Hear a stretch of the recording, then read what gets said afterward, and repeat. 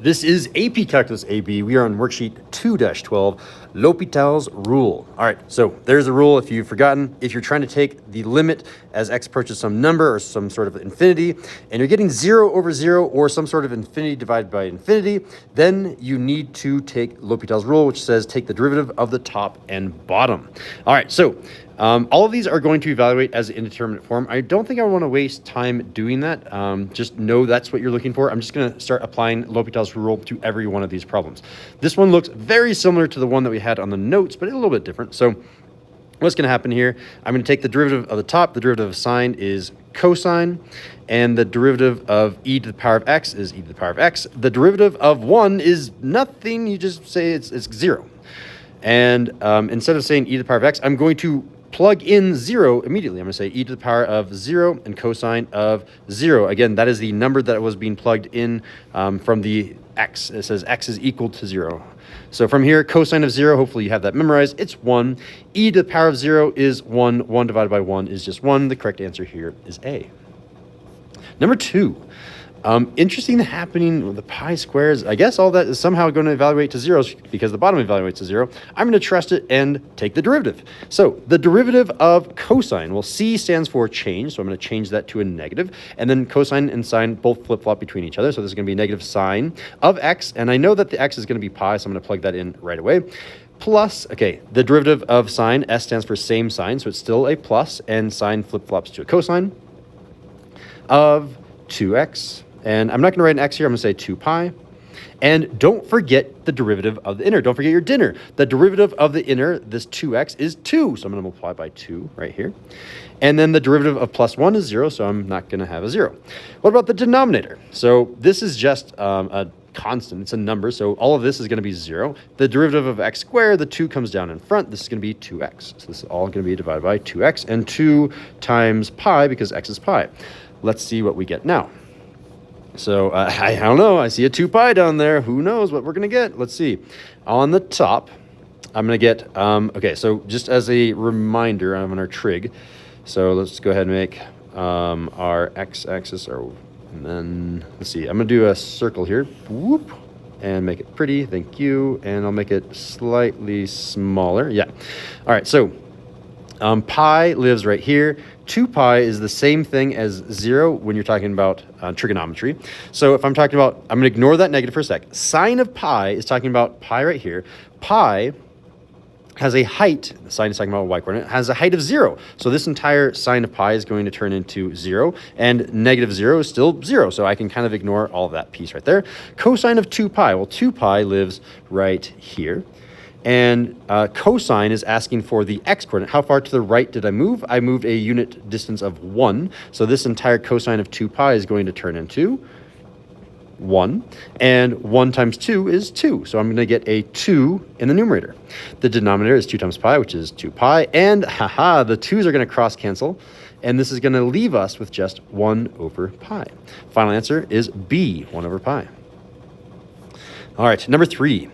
I assume we're going to get some sort of infinity divided by infinity. Whenever you're doing limits to infinity, it's kind of like a power struggle. Who's going to win? Who's the more powerful function? Is it this exponential or is it this polynomial? Trick question. It's not a trick question. It's just a simple answer. Exponential is way more powerful than this polynomial. So I know that this bottom is eventually going to win. When the bottom wins, it's going to be 0. It should be 0. I'm going to go ahead and preemptively say 0. Let's see if that is indeed the case. So when I plug in infinities, I'm going to get infinity over infinity. Let's take the derivative. The derivative of 10 is 0. Ignore it. The derivative of this is going to be 2 times 6 is 12. So I'm going to have a negative 12x to the power of 1, so I don't write it. The derivative of the bottom, 5 goes away. And the derivative of 3e to the x is 3e to the x. And when I plug in infinity to these x's, again, I'm going to get infinity over infinity, technically negative infinity over infinity. But either way, I have to use Lôpital's rule yet again. And I'm going to go and say, okay, take the derivative again, and I'm going to get negative 12 all over 3e to the power of x. And now when I plug in infinity, I can't plug in infinity to the top, so the top is just a number. The denominator is an infinity. Whenever you have a number divided by infinity, that is equal to 0. My answer is indeed correct. This is equal to 0. If you happen to know the power level of each of these functions, you can quickly answer these whenever you have a limit to infinity. The one that has a higher power level is going to be the one that wins. When the bottom wins, it's going to be 0. When the top wins, it's infinity. They should if they tie, you need Lôpital's rule. What about number 4? So I'm seeing that the denominator has polynomial stuff, but an exponential. Oh, it's not a power struggle. It's not infinity. Never mind. We're plugging in zeros. Let's see what happens here. When I'm plugging in zeros, obviously the top is going to be 0. Bottom is going to be 0. Is that bottom equal to 0? When I plug, oh, it's e to the power of 0, which is 1. 1 minus 1 is gone. And then I'm going to get 0 divided by 0. So it is indeterminate form. I said I was not going to check it, but I was just curious. Take the derivative of the top. It's going to be 8x. Take the derivative of the bottom. So this one you have to be careful of. E house is still e house, e to the 4x. But in this case, the dinner is not going to be 1. The derivative of 4x is not 1. The derivative of 4x is 4. I need to multiply by the dinner right now. And taking the derivative of negative 4x is negative 4. And extend that a little bit. The derivative of negative 1 is 0, so you can kind of ignore that. Now let's plug in 0 again. When I plug in 0, let me go ahead and erase all my x's. I have to zoom in here so I don't accidentally erase too much. This is going to be 8 times 0, and this is going to be 4 times 0. Now what's going to happen is this is going to be e to the power of 0, because 4 times 0 is 0. Anything to the power of 0, aside from 0, anything to the power of 0 is 1, so this is going to be 1. This is all going to be 0. And now I'm going to have, unfortunately, 0 divided by 1 times 4 is 4. 4 minus 4 is 0. I still get the indeterminate form. Darn it. So I'm not ready yet. So I have to do the derivative again. So I need to back up a little bit and say, okay, this is going to be, I'm going to switch the zeros out for x's because I still need to take derivatives again. That's kind of the unfortunate part of doing erasing versus writing out all my steps yet again. I need to take the derivative again. When I take the derivative again, I get what? Derivative of 8x is 8.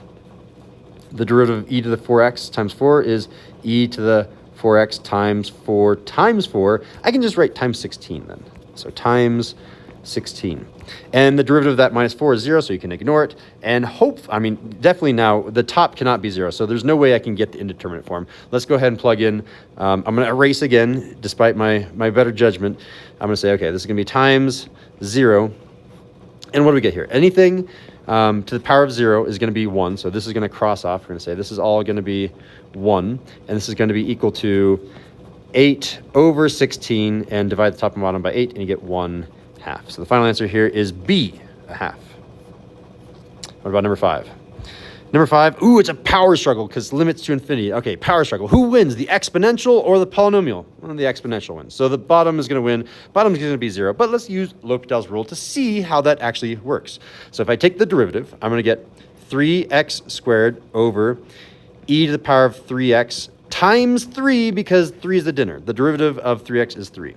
And this is kind of funny because these 3's do cancel out. And then when I plug in infinity, I still get infinity over infinity. So we have to use Lôpital's rule yet again. Using Lôpital's rule on that x squared is going to turn into a 2x. And the denominator is going to be an e to the 3x multiplied by a 3 yet again. And when I plug in infinity to these x's, and I still get infinity divided by infinity. So I have to use Lôpital's rule again. And this is going to be 2 over e to the 3x times 3 times 3, or just times 9. And then from here, you can see, when I plug in an infinity now, I'm going to get 3 times infinity, which is just infinity, e to the power of infinity, which is just infinity. Infinity times 9 is just infinity. Whenever I have a number divided by infinity, the answer is 0. I was right. It is 0. I love the power struggles because you have to think of the tier list of who wins versus who loses. All right. And number 6, ooh, this one is interesting because I know that natural logs grow really, really slow compared to x's, but if I put an e inside of a natural log, they kind of cancel each other out. I have a feeling the answer is going to be 3 because I think that 3 is going to come down in front with natural log properties, and then 3x divided by x is going to cancel out the x's, leaving with a 3. I think I can see what's going to happen. Let's just apply Lôpital's rule and see what happens. So if I take the derivative of natural log house, I'm going to flip all this stuff to the denominator. And I'm going to say this is really 1 all over e to the 3x plus x. And then I'm going to keep going. Oh, by the way, I should back up, and I really should have started with the denominator to show why I can write this so large. If I take the derivative of x, it's the same thing as dividing all that by 1, which you don't need to write. So I kind of ignore the denominator. So I took the derivative of log house, it's 1 over whatever the inside is, and now I'm going to multiply that entire thing times with the derivative of the inside, the dinner. The derivative of e to the 3x is e to the 3x. Nice and easy. And then I have to worry about the derivative of the inner here. The dinner here is 3, so I need to multiply that by 3. And then I can move on to take the derivative of x. The derivative of x is 1, so plus 1. So there's that derivative. And really, I can put that all as a giant fraction. I'm still needing to plug in infinity to both this x and to this x and to this x. I still have infinity on the top, infinity on the bottom. I have to go another step. I'm okay, I'm just checking. I don't have to use quotient rule here. If I use quotient rule, that's way too hard. Just take the derivative of the top, take the derivative of the bottom. So if I take the derivative of the top, well, the derivative of e house is still e house. It's still e to the 3x. And now I'm going to have times 3 again from the dinner. The 3 is left over, and I multiply 3 by the dinner. I'm really having a 9 up here, times 9. And the derivative of 1 is 0, so you can ignore it. There's the derivative of the top. What about the derivative of the bottom? Well, the derivative of the bottom is e to the 3x. It's still e to the 3x, kind of nice and easy. Worry about your dinner. I have to take the derivative of 3x, and I get times 3. And then I can say plus 1. So plus 1. A lot of students right now will make the mistake, which doesn't really affect the answer, but you make the mistake of saying, well, there's a 9 and a 3. I can cross cancel that one into a 3 and that one goes away. You're wrong, but it's not going to affect the answer because eventually I have to take the derivative again. And watch what happens. This plus 1 will go away. I can't cross cancel whenever there's pluses. That's the general rule. When there's pluses or minuses happening, don't cross cancel anything. You can only cross cancel when there's pure multiplication happening. So I have to take the derivative yet again. And this is going to be e to the power of 3x because taking the derivative of e just stays behind. And I get another version of 3 to pop out from the dinner. And this is going to be, I'm just going to say 27. 27. Making sure I'm doing my multiplication of 3 times 9 correctly. All divided by, okay, this 1 is finally gone, so I can start doing cross-canceling. And the derivative of e to the 3x is still e to the 3x. The derivative of the inner, this 3 is going to come down and multiply by the other 3, making a 9. And now, check this out. I have a version of e to the 3x, version of e to the 3x. Those will cross-cancel. Those are gone. I have pure multiplication happening, so I'm allowed to cross-cancel. And 27 divided by 9 is 3. So the answer here is 3. So I did get the answer correct, but not in the way that I thought was going to happen. It was kind of luck. So number 7, this is actually a definition of the derivative question that you can solve using Lôpital's rule. You can also solve this without using Lôpital's rule, which I know I didn't do it in the notes. I really want to try to push myself to see if I can use Hotbox first. So what happens if I do Hotbox and then I'll use Lôpital's? Hotbox says everything up there is important. My value of c is a thing that's being added to x in this case, I think. I want to say... No, I guess my c value is really what x is being evaluated at, right? Because c of 2 is going to make that a 2. 2 is the thing that I'm plugging in. C value is whatever you're plugging in. I think we're plugging in a 2 because that's the x coordinate that we're approaching. Sometimes the x coordinate is given inside being added to h, but in this case, it's this 2. And then I'm going to say, okay, this is my function. My function is natural log of x plus 3. You don't have to cross off anything for Hotbox method with this type of Hotbox problem. And then I take the derivative. I say, okay, f prime of x here is going to be 1 over x plus 3 multiplied by the derivative of the inner. The derivative of the inner is 1. Okay, so I didn't need to write that. Oops, too far. Go like that. There we go. And then I plug in 2. I can say, okay, well, therefore, f prime of 2 is equal to 1 over 2 plus 3, which is equal to 1 over 5. So using just the definition of the derivative without using any Lôpital's rule, I get 1/5. Now I'm going to solve this using Lôpital's rule and show you that it is truly the magic bullet, right? So from here, I can say this is going to be equal to, when I take the derivative of the top, that's a number, both of those go away. If I take the derivative of, I know I said top, I want to start with the bottom. The derivative of x is 1, so it's really everything divided by 1, which means I can kind of ignore everything on the bottom. And just like the Hotbox has implied, I focus on the top left. And I take the derivative of natural log of x plus 3. And hey, I already did the derivative of natural log of x plus 3 right here. It's 1 over x plus 3. And from there, you plug in 2 yet again, and I get 1 over 5. So it is 1 over 5. You can use whichever system you want. All right, what about number 8? In number 8, it's again kind of like a definition of the derivative question. And it's just saying, okay, natural log of x is this thing. So kind of ignore that and say that this is really natural log of x right here. And this is natural log of 3 right here. So what's happening? And again, you can use the definition of the derivative to use like hotbox method. I'm going to just pure jump into Lôpital's problem or Lôpital's rule for this one and take the derivative. F of 3 is a number. 3 is a number. Those go away. The derivative of x is 1, which means that will go away as well. Whenever you divide by 1 is the same thing as just having whatever the numerator is. So really, I'm focusing, I'm literally just doing hotbox. It just feels so weird that I'm doing it this method. That means I'm saying just do f prime. To find, the answer is just f prime of that x. F prime of x, well, it's the derivative of natural log of x, is 1 over x. And then what number am I plugging in? I'm plugging in 3. 3 goes in here. It's going to be equal to 1. And I should maybe not say equal to. I can say that, therefore, f prime of 3 here is going to be 1 over 3. The final answer is 1 over 3. Hotbox would have worked there, or Lôpital's works. Whichever one floats your boat or sinks your sub. I love number 9. I specifically love the fact that we have an x to the power of 99 in 2 of these problems. It means you have to do Lôpital's rule 99 times, technically 100 times, so that it all disappears. So technically 100 iterations of Lôpital's rule. But watch what happens. Something interesting will happen.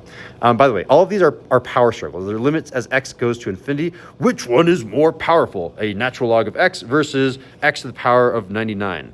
Which one is more powerful, exponential or natural log? Which one is more powerful, this polynomial or that exponential? If you know which one is more powerful, you can immediately answer the answer. You can immediately answer the question, sorry. So, polynomial beats natural log, which means this one is going to be equal to 0. I know that exponential kind of beats everything, aside from weird things with like, I'm forgetting the term where you have an exclamation point, factorials. Factorials are truly the king of everything, and then this is like the runner-up. This is like the prince. E to the power of x beats log, so this one is going to be equal to infinity. And then e to the power of x wins. It is more powerful than just a simple polynomial, even if it's a really big polynomial. Bottom wins. If the bottom wins, then the answer is 0. So the correct answer here is 1 and 3 only. You can jump right to it and say it's 1 and 3 only. But how would you do this using Lôpital's rule? That's the question of this entire assignment, right? So let's back up and do this the long way, just to see how this would work.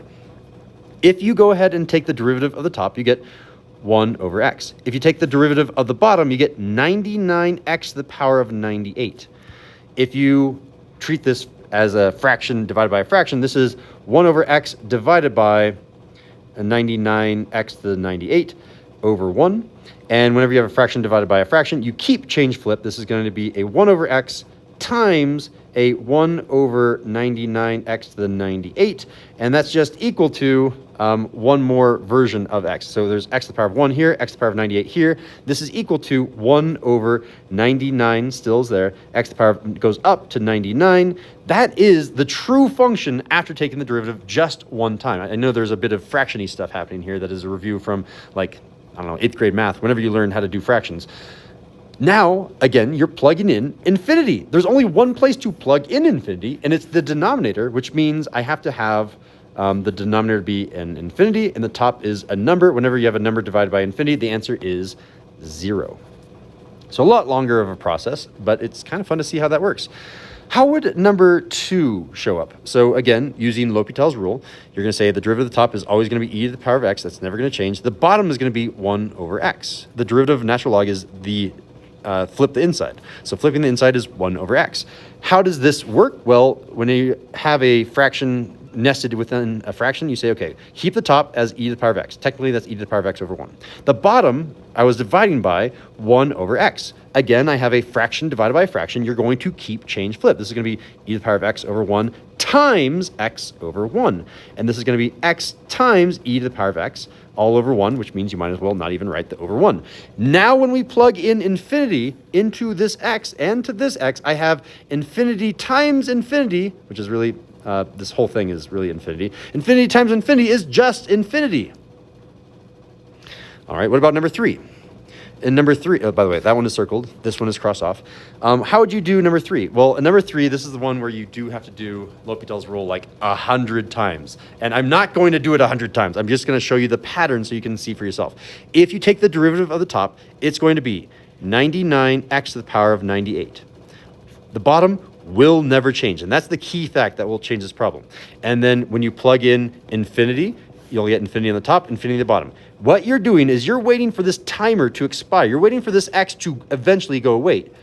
And then when you do the next one, you're going to get 99 times 98, x to the power of it goes down to 97, all over e to the power of x. And you can kind of see, okay, this went from 99, it goes to 98, it goes to 97. Eventually, this will go to 0, and that x will go away. And what you'll be left with is ... You'll be left with 99 times 98 times 97 times ... all the way to times 2, I'll say times 1, x to the power of 0, because it used to be an x to the power of 1, but the 1 came down in front right there, and then the x turned into a 0, and therefore the x to the power of 0 is gone, and that's still left with an e to the power of x in the bottom, which means there is no more x on the top. We had that timer going down. By the way, just on a random note, not affecting AP calculus at all, this is technically 99 factorial, which is a gigantic number that calculators struggle to calculate. But it doesn't matter, because it is, while it is a gigantic number, it is a number. And the bottom is infinity, or e to the power of infinity, therefore infinity. If you have a number divided by infinity, that is equal to 0. This is equal to a number divided by infinity, which is equal to 0. And maybe I should have made that point up here as well. I can say that this one was equal to a number divided by infinity, which is equal to 0. Whew. All right, so 1 and 3, correct answer was E. Last problem. This one is very similar to the last problem. It's a power struggle. Who wins on our power struggle? Let's see. So F is going to be the top, G is going to be the bottom. It says F is the top, G is the bottom, and it is limit to infinity. So it is this sort of power struggle. Who is the more powerful? And you kind of ignore all the lower power terms. So 2 to the power of x is, or 2 times x is not as powerful as x squared, so you would get rid of it. Same thing, the difference between x squared and natural log of x. Natural log of x is less powerful, so I would ignore it. And then I'll get x squared divided by x squared. That actually is going to turn into 1. So this one is going to be a case where my fraction is 1. And what am I looking for? I'm looking for something that's infinite. Well, 1 is not infinite last time I checked. What about part B? Part B, x to the power 3 on the top, x to the power 4 on the bottom. Who wins that power struggle? Where the larger number wins. X to the power 4 wins. When the bottom wins, the answer is going to be 0. It's going to be 0. Notice that I have an exponential divided by a polynomial. Exponentials always beat polynomials, which means this one is going to be equal to infinity. It's the answer that we're looking for. What about the next one? The next one, you have an exponential mixed with a polynomial. Exponential always wins, so that's the lower degree term that I'm going to cross off. This one is an exponential mixed with a polynomial, so cross off the polynomial. That's not going to affect anything. And really what we're going to have is this number divided by this number. Those e to the x's will cross cancel, leaving behind a 3/2. So to prove that e does not go to infinity, I just wanted to use Lôpital's rule really quickly. This is going to be natural log of 3x all over natural log of 2x. When you apply Lôpital's rule, the top is going to be 1 over whatever the inside is, 3x. And don't forget your dinner. The derivative of 3x is 3, technically 3 over 1. The denominator is going to be 1 over the inside of 2x times the derivative of the inside is 2, technically 2 over 1. And when you do that, you're going to get 1 over x on the top, 1 over x on the bottom. Whenever you have the same thing divided by the same thing, it's just equal to 1, which means it's 1 and therefore not infinite. So it is not the correct answer. The correct answer is just C. Cool, guys. Well, that concludes our AP Calculus AB Worksheet 2-12 for Lôpital's rule. There's the back. There's the front. Thanks for watching.